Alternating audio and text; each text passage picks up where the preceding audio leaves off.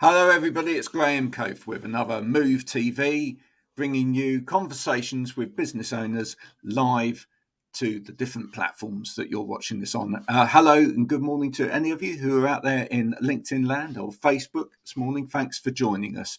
And we hope that this will be an informative and entertaining chat for all of you. Today, I'm going to be joined by Frank Marsh. Thanks for joining me today, Frank. How are you? Well, we've got over the technical problems, Graham, so I'm a lot better now. Good. Yeah, well, always some of those gremlins in the closet. Frank, let's start at the beginning of your kind of business journey. You are a sales mentor, and you help business owners to improve the way that they sell, etc. That meant that you needed to start off in sales yourself. Tell us a little bit about that journey. It started 40 odd years ago with an injury. Yeah, through a sporting injury, I ended up in hospital having a couple of knee operations done. And then, really and truly, a guy in the next bed to me, a guy by the name of Bobby Haynes, he was my first salesperson. He sold to me the benefits of actually going out there and selling, and started my career selling with the Prudential Assurance Company. And really and truly, as you said, fast forward 40 plus years, it's never stopped. Did you have an immediate kind of addiction to selling? Did you enjoy the selling process immediately, or was it something that you gradually found yourself liking? It's an interesting one, Graham, because my introduction through the Prudential was probably the best introduction to selling that I could have made. I was collecting at the door insurance premiums, which meant that I was meeting new people every day in a way of really and truly speaking to them, engaging with them, and really and truly at the end of the day, selling the insurances that they needed. So it was my first entry, it's the first step of myself on that ladder to sales. And yes, I thoroughly enjoyed it. I loved it. And never looked back to anything else.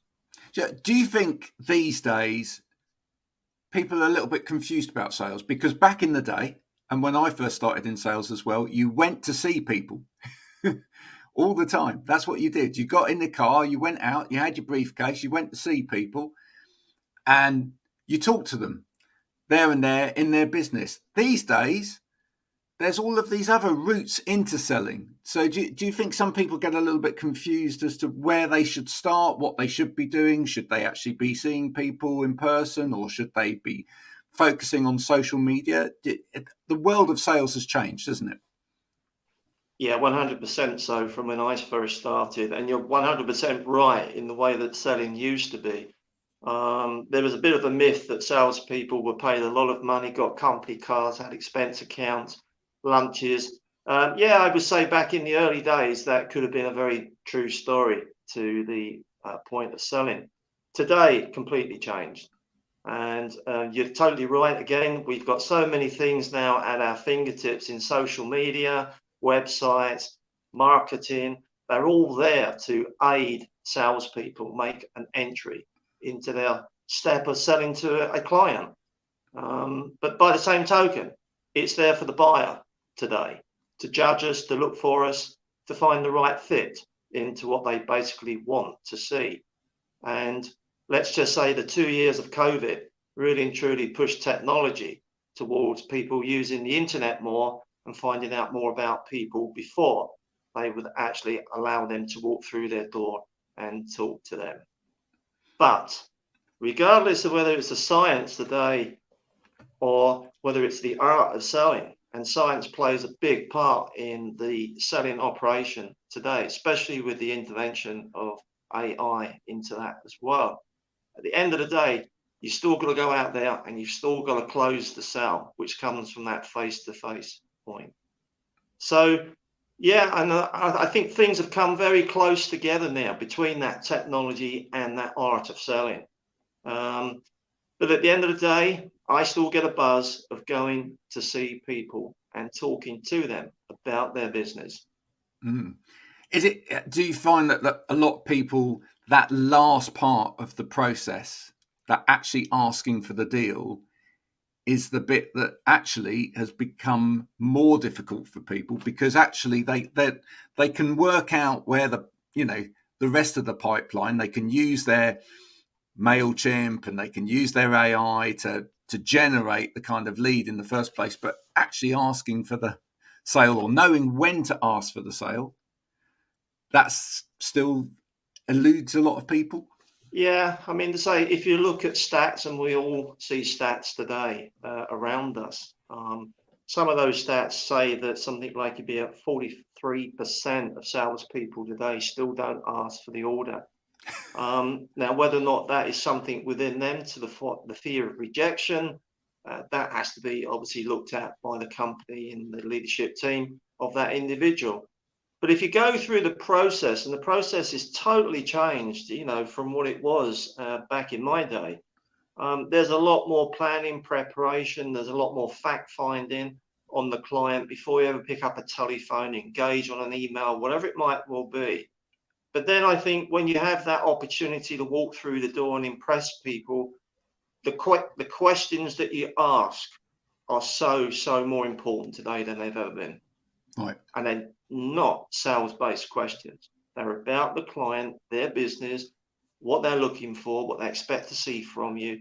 And really and truly from that is the start of the movement forward towards the close.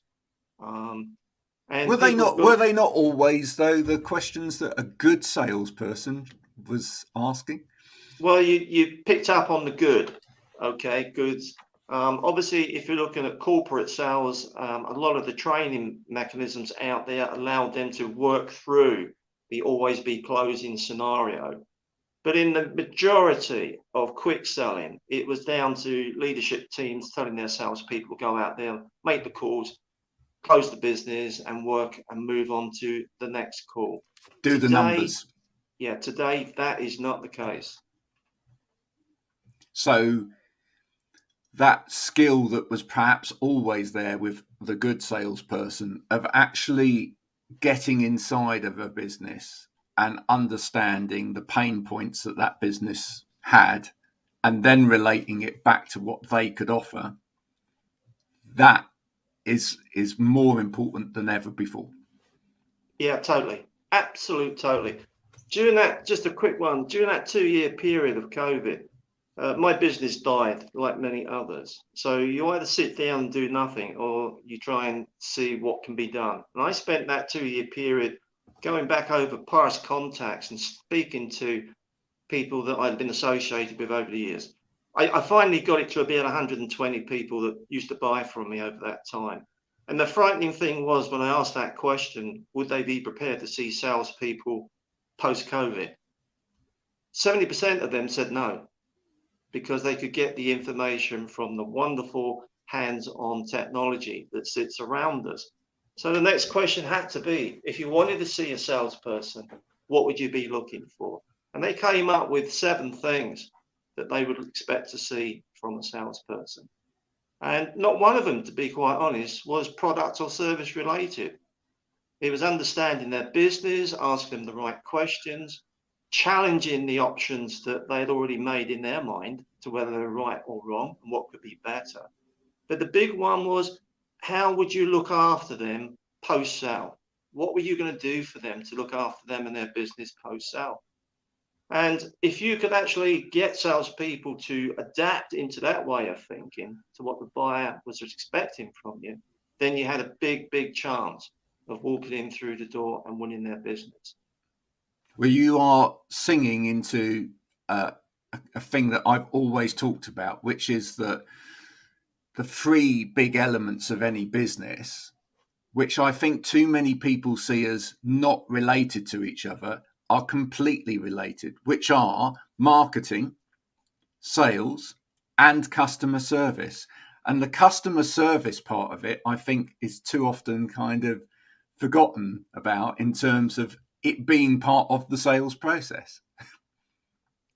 Yeah, you're totally right. My job today is to try and say to salespeople, you have to bring how you're going to look after people post-sale into the pre-sale of the questions that you ask of them and what you sell as a value add. very much up front, because that's what they want to be hearing. The fact that you're not just going to win a piece of business from them and disappear. You're going to be alongside them, hand holding them on their journey. And if they are facing roadblocks and diversions, that you're going to be alongside to help them through those challenges as they go forward. That's what the type of messages that they want to be seeing and hearing from salespeople today. And you're totally right. There is a blend now of marketing, sales, and customer service all in one to the salesperson. I make a lot of content which is collaborative. And the reason I make a lot of content that's collaborative is because I believe collaboration is part of the way forward. Is that something you believe in as well, that actually more companies need to look at how they're shining a light on other stakeholders? Yeah, totally. Again, yeah, the word this year, and this year's nearly out now, unfortunately, was collaboration. There is a very strong sentiment that says suppliers should collaborate with each other, providing obviously they don't compete like for like. Use each other's strengths, values, client bases. Yeah, why wouldn't you want to do that?